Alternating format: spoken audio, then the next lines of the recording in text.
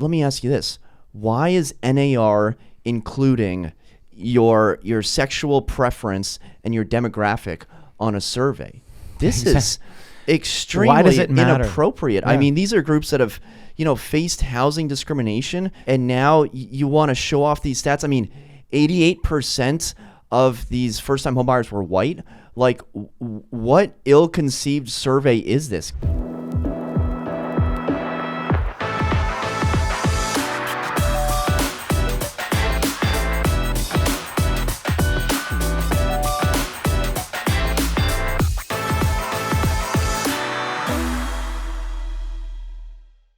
How's it going, everyone? Welcome back to another episode of the Shawn and Matt Show. My name is Matt, that is Shawn, and welcome to our show. Shawn, in today's episode, we're going to be talking about the number of first-time homebuyers have reached a record low.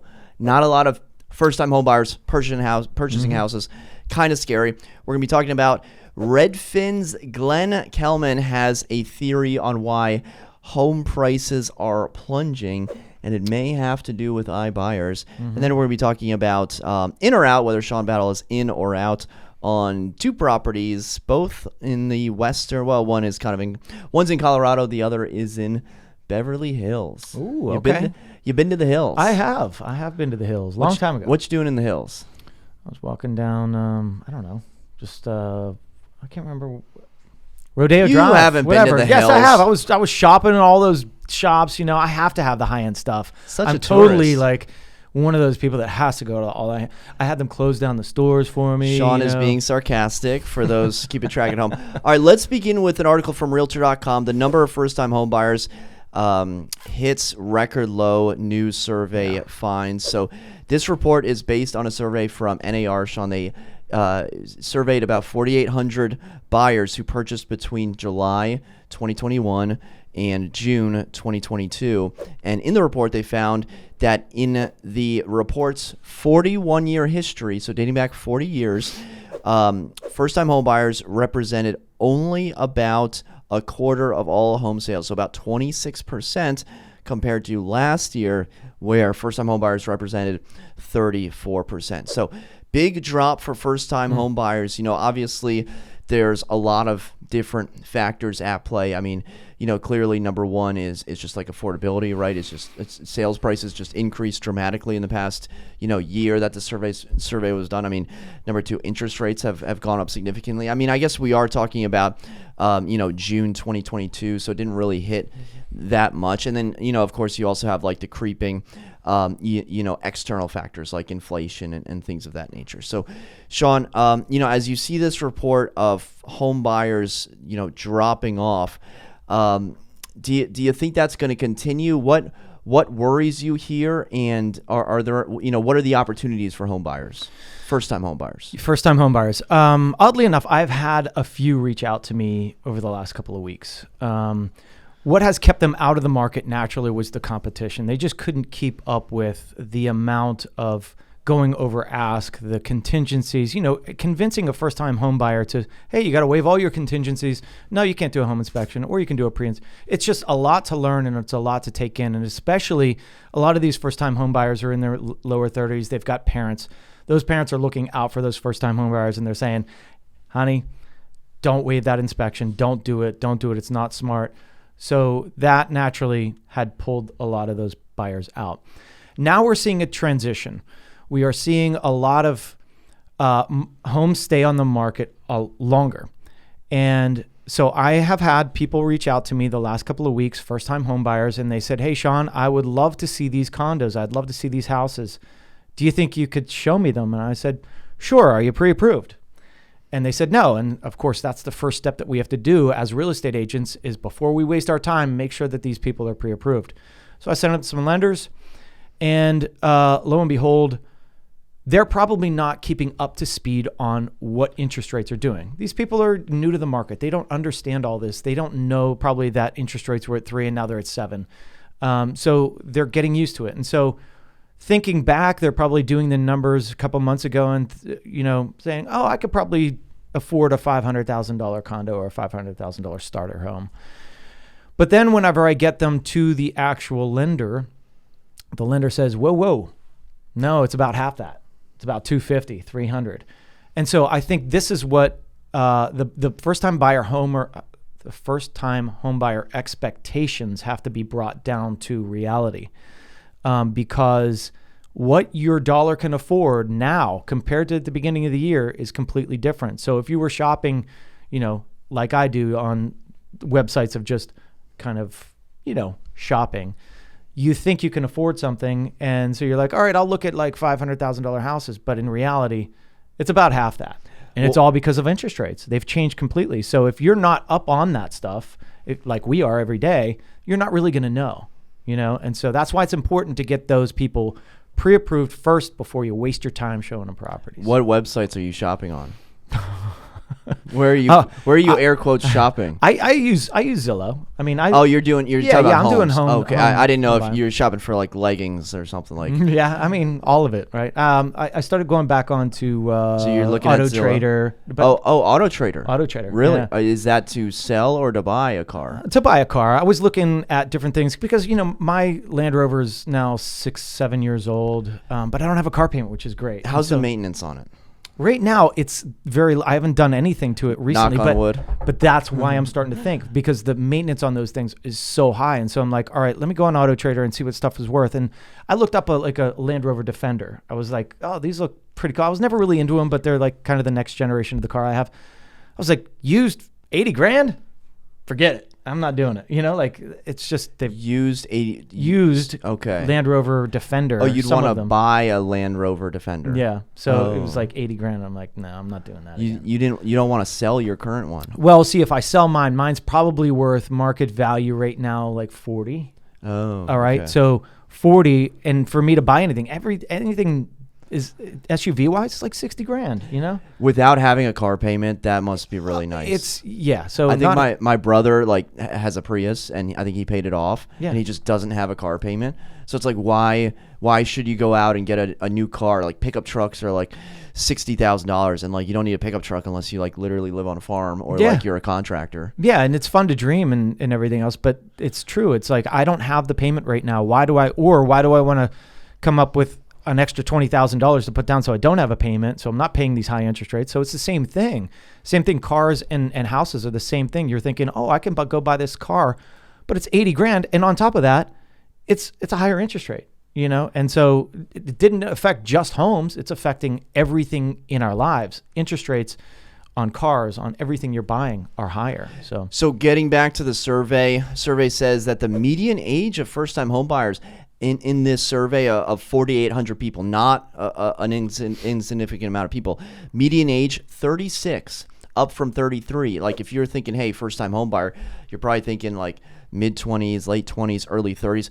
36 is not early 30s. No, that's getting old. Is mid. You're starting to get old at that point, and that's the thing is, as we live longer, decisions are being pushed out further, and affordability has just been so difficult for these people. They're waiting to save money for their house, waiting to try to get enough. And, you don't necessarily have to do that. You can put a lower amount down. But again, the competition, the rise in prices, it's pushing people longer. And the pandemic, think about the pandemic. It wasted basically 2 years of our lives. So that's probably why that has gone up as well. But yeah, I mean, I bought my first place, I think it was like 29, maybe somewhere around there. You bought your first place at what, 33? 32. 32. I'm aging you a little bit. I'm bucking the average there. I'm bringing the average down. Bringing the average down. So we're bringing the average down there. But yeah, you bought it this year at 32. Am I a first-time home buyer in the Commonwealth of Virginia if it was an investment property? Yeah, you still are. Are you sure about that? I believe you are because there's some grants for first-time homebuyers in Virginia where if it's not your primary purchase, then you can kind of weasel your way into a grant. Yeah, I mean, there's technicalities, but this is your first home, right? You bought it. You're not living in it, but you bought a home. So I would say you're a first-time home buyer. Always trying to find a loophole. So a few other interesting points on this survey. So nearly 2/3 of the first-time home buyers, 61% were married. 17% were single women, and 9% were single men. So wow. Look at single women doing it. More demographics. 3% of all buyers were Black, 2% Asian, 8% Hispanic. an overwhelming 88% were white. This is now interesting. Just 2% of gays and lesbians, and 2% of bisexuals. Wow, it goes pretty deep here. Now, let me ask you this: why is NAR including your sexual preference and your demographic on a survey? This is extremely Why does it matter? inappropriate. Yeah. I mean, these are groups that have, faced housing discrimination, and now you want to show off these stats. I mean, 88% of these first-time homebuyers were white. Like, what ill-conceived survey is this? Because there's no way, like, nationwide 88% of first-time homebuyers are white, and to include sexual preference. Like, I'm now literally questioning the survey by NAR. I don't see any good reason to include race or sexual preference on a survey like You're this. absolutely right. But these are the trends of the times we live in. And I'm like getting upset about it. Everybody needs to know, well, what kind of person was it? Who cares? What were first-time homebuyers? Like, and that's the thing, is we're not supposed to.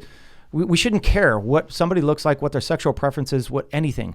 And I don't care. Just tell me the facts. I don't need to know what type of person this was. And that's where, it's like, why is it part of it? That's so strange. This is so like, if I had seen that to begin with, I just probably would have tossed the survey out just on that basis, because it just seems like that information is not pertinent to the actual statistics of first-time homebuyers. Yeah. No, it shouldn't even be in there. Okay, that's a very weird way to end that segment. But let's move on to an article from Inman.com. Redfin's Glenn Kelman has a theory on why housing prices are plunging. Mm-hmm. So essentially, Redfin's CEO Glenn Kelman was interviewed with Fortune and talking about the housing prices, which are plunging allegedly. I mean, so this is a national, headline that we're essentially trying to put a local, spin onto. So if you're like, well, they're not plunging in my markets, well, they're probably not. But, nationwide housing prices are going down historically. If you, look at last month, if you look at last year, they're not going up. And so someone asked Glenn Kelman, hey, why is this? Well, when things hit the fan, investors want to get out first. So we've talked about iBuyers throughout the past 2 years. Hey, why is it so hard for these first-time home buyers who now we know, everything about them? We know ridiculous statistics about them. Why is it more difficult for them to buy? Well, maybe all these investors are purchasing up properties, which is what we saw, making it more difficult. And now what Glenn Kelman is saying, well, now that prices aren't rising anymore, the investors are the first ones to get out of the market and sell quickly. And he says, well, their job is to figure out where the lowest sale is, be 2% lower than that. And if it doesn't sell in that first weekend, move it down again. Shawn, are you buying this, that housing prices are quote unquote plunging because of iBuyers and investors? I think there is a certain portion. There's so many reasons that they're plunging. Number one, all right. So the iBuyer was what, 8 to 10% of the buyers in the United States. Was it even that high? I think we were talking about it. It was like 2%. It got to double digits in Phoenix, in Las Vegas, areas. I think in Charlotte. So in some instances, yes, I believe it is having that effect. And they have investors. And if you look at any of the headlines right now, it's Open Door, whoever the company is saying, oh, we have 850 million or whatever number, $1 million losses. They're all running on losses at this point. So they have to keep their investors happy. How are they going to keep them happy? By reducing those losses or risk. And that is by selling at lower than everybody else. So if they're quicker and they're pushing the market, like we always say, is you got to get in front of the wave. Wave's crashing. You got to get in front of it so that you can sell before it keeps going and accelerates down. And so that's what they're doing. They're saying, all right, well, we have the capital. We, can take this loss where most home buyers can't. They can't do that. So we'll just come in and undercut them and get it sold and get out of the market before we lose even more. And so that's one good point. I think there's so many other factors that go into this. And the biggest one naturally is interest rates. And interest rates are crushing affordability. And if you do the numbers over and over again, I went on a listing appointment this morning and it was like, listen, if you would have sold 6 months ago, you would have been at a totally different price because interest rates were at a totally different price. Affordability is crushing all of that. And if you look at the numbers and you say, well, I want this, the market's no longer giving you that because the interest rates have gone up and the payment's gone up hundreds of dollars a month, which in turn should bring your values down. And that's what's happening there. The third thing that I would say that is happening is we saw such a huge amount of second home buying in the last couple of years. And what a lot of people were doing was Airbnb and things like that, but in certain markets. So if you look at like the Phoenix market, not only were there iBuyers coming in, there were so many people buying there because they're like, man, I'm going to Airbnb this thing. It's going to be awesome. But what happened? There was a flood of Airbnbs. So now you have so many properties to choose from, and these people aren't making the money that they thought they would. And so now they're like, crap, I got to get out of this thing. I'm losing money. Boom, I'm selling. So there are so many different factors to this. But I do believe that one factor is the iBuyer. They hurt us on the way up, and now they're going to hurt us on the way down. You had mentioned two companies there, Opendoor and Offerpad. So Opendoor just laid off 550 employees, or about 18% of its workforce.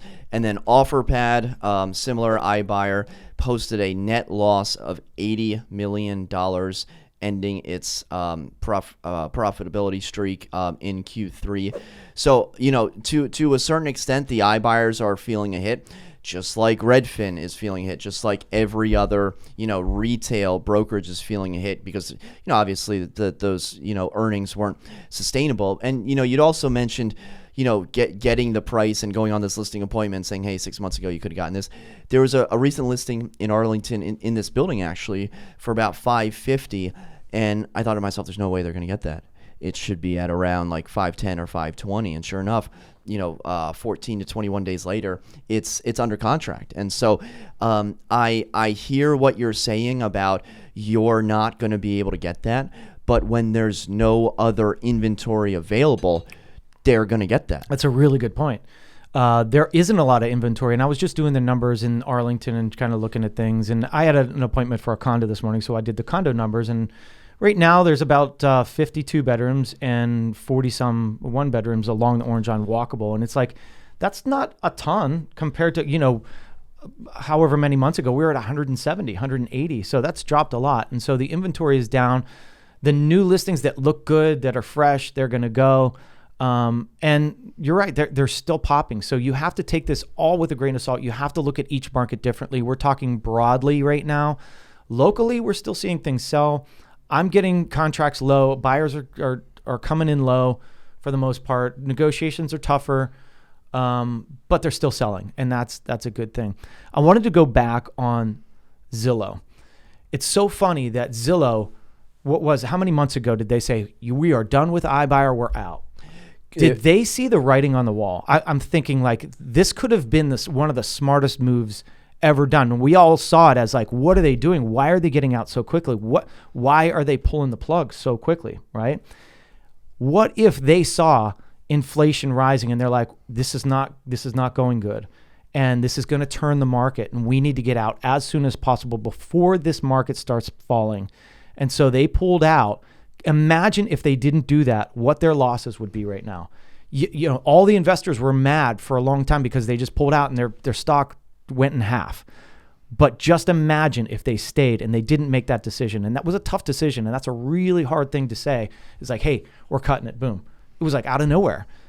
But what if they were super smart about it and said, we see what's coming, let's cut it now, because all these other companies now are seeing the losses that they could have been seeing. A year ago yesterday, November 2nd, 2021, Zillow announced it was ditching its home flipping business. And it's ditching it because it wasn't a home flipping company. That was like an ancillary service. That was like a separate service that they offered. They're an advertising company for real estate agents that is paraded as a search, portal for consumers and home buyers. So, I mean, it sounds like you don't think Offerpad or Opendoor or Knock, you don't think those are sustainable business models. It's tough to say. I mean, in a down market, nothing's sustainable in that regard, unless you're watching these. Like I always say, you have to watch these markets particularly. Each market is different, and that's why we always say nationwide is one thing, but here it's totally different. And they're not going to be flipping properties here because they're expensive, so they got to go to certain markets. It is a sustainable business, but you have to have it dialed in. And the problem is when you're holding, like we've said, millions and millions of dollars of property, and you have a little bit of a dip, you can lose a ton of money. And that's why all these companies are losing. And I'm surprised to see that these big companies, you see them everywhere, but they're operating at a loss every year. It's like, then what kind of business are you? What are you in for? What is your goal here? Because you're losing money every year. Why do you even have a stock worth anything if you're losing money? I don't get it. So right now they're showing us that it's not profitable. So, yeah, I don't know. I'm not going to bet against them just now. Open Door is a multi-billion-dollar, valuation. But it's certainly not trending in the right direction. No, the thing is, people always need to sell. They need to sell quickly. So I'm thinking that they're gonna figure it out. But the way it's tracking and how much money Zillow lost. I mean, were they the only people to screw up their algorithm? We're about to find out whose algorithm works. In this downturn here. Yeah, and what else? I mean, come on, we're in the weirdest market that we've ever seen. I mean, we've seen something like this, but this is so different. And I was reading an article before. We're in this kind of push and pull where it's stagnant. There's a level of stagnation there, and it's because the sellers are still saying, "Hey, I want this price, and I, this is where it should be." And the buyers are like, "Well, hey, no, it should be down here because the interest rates have risen." So now they're kind of like just sitting there. And there's articles out there that are saying like, "Yeah, inventory's up, but the amount of people that are listing is down big time, like 15, 18%." And the amount of pending contracts is down 30%. And so the inventory keeps rising, but the under contracts and pendings keep going down. So it's not that there's being a lot more listed. It's just that they're staying on the market. And so these two sides have to come to an agreement at some point. And so the sellers are going to have to come down and meet the buyer's price somewhere. And hopefully we can find that mid ground. Again, not locally, maybe different areas. I mean, there's certain areas that are super hot right now, so you have to take it with a grain of salt. But in general, we'll end this topic on this quote from Glenn Kelman. We're sitting on $350 million worth of homes for sale that we bought with our own money, or worse, bought with borrowed money. Yeah. And what we always told investors is we would protect our balance sheet by acting quickly. We don't have hope as a strategy. We immediately started marking down things. Yep. Imagine if you said that to your mortgage company. Hey, got to get rid of this thing quickly. The difference is these are investors that are losing money. They don't have a say really, but your mortgage company, they can put they can foreclose and take the property back. Think about the difference in that and how they're getting away with it, but the normal person couldn't. The investors want those properties off the books. That's right. All right, let's move on to our last topic. This is in or out. We're going to ask Shawn if he's in or out on two houses. Shawn, first house comes to us from Realtor.com. Live among the Stalagmites and Stalactites in a Colorado cave. A 3,000 square foot dwelling built into the caves near Glenwood Springs, Colorado is a sight to behold, says Realtor.com. You can have it for the steep, pun intended, price of $2.45 million. It's also 25 acres. It's, in a cave. And essentially when you get to the property, you just have an elevator shaft that you take down to the cave. Now, the original owner got the influence by going to Egypt, and he was doing some soul searching in Egypt, and he said a higher power told him that he needed to make a home in a cave. And when he started making it, he just did it himself. He blasted the elevator shaft himself 120 feet into the residence. There's 4 different rooms: living room, dining room, little outdoor area. You can walk through. There's about 500 feet of cave through a separate door. They've only explored about 250 feet. So, you can put your little headlight on and explore that. Shawn, for 2.45, are you in or out on, it's got a fun name. What's the name? Chime, cave chime. No, it's not called cave chime. Are you in or out on the cave? Oh man, what a cool thing. How many are there in the whole world? Not many. Cave of Chimes. Cave of Chimes. This is the first time I've ever seen one. And if I had couple $1 billion, I would be a buyer for this because it's rare, it's scarce. How many cave homes have you ever seen? Do you like a cave? Like hell no. Have you been to Luray Caverns? I don't know that I've been to Luray. I've been to some caverns. They're pretty cool. They're neat. I've been to some in Hawaii, which were really cool.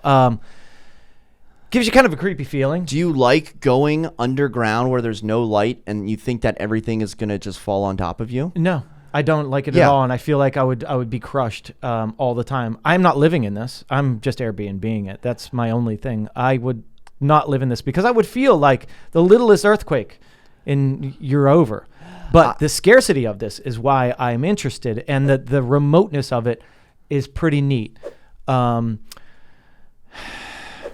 just trying to play good on this and saying scarcity. Yeah, I like it, but volcanoes are scarce, and I'm not going to live in a volcano.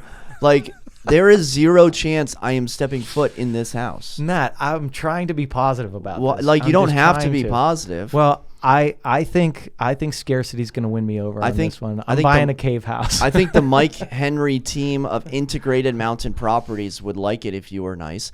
By the way, Integrated Mountain Properties. Cool name. Wow. If this house isn't an integrated mountain maybe property. I'm wrong about the integrated mountain houses. Maybe they're more prevalent than I knew about. One thing I will say is $2.4 million, and it's a high price tag. And he's still got 1990s appliances in there, buddy. I mean, you got white 1990s appliances in there. You better do. And look at Formica counters and like old style. You're going to get some contractors down the elevator shaft. How are you going to renovate this place? Yeah, no, this is a tough one, Matt. I mean, I was being nice because I felt like, all right, let's go with the scarce one. I'm not living in it, but it's neat. It's unique. Yeah, I don't know how your cleaner is going to feel for Airbnb going down that elevator shaft. We have a $1,500 cleaning fee every day because we have to get somebody down an elevator. I mean, cool property. Someone's going to lose their mind. Another reason not to do this. Have you ever bought anything after the homeowner's done work on it? The homeowner blasted that tunnel? All right. So they said that, so the code, property code and whatnot, they said there's no codes for properties below ground. So the county has kind of like remained silent on everything. Wow. So everything is unpermitted. Wow. Yeah, so nothing is up to code. Yeah. There is electrical, there is plumbing, it lives like a house. You got a pool table, but I am so far out. Yeah, no, I'm out. I was playing nice, but there's no way I would buy this. All right, let's move on to our next house, Shawn. Kylie Jenner and Travis Scott, a little keeping up with the Kardashians. What do you know about the Kardashians?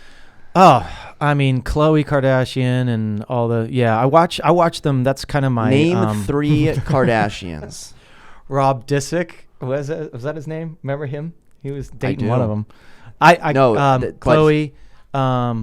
What's the big one? I can't. I don't watch the these big dumb one. Shows. No, the Excuse big, you, sir. not the big in form, the big name. So you're at 1 right now. You can't name Kylie because it's already there. What's a Kardashian?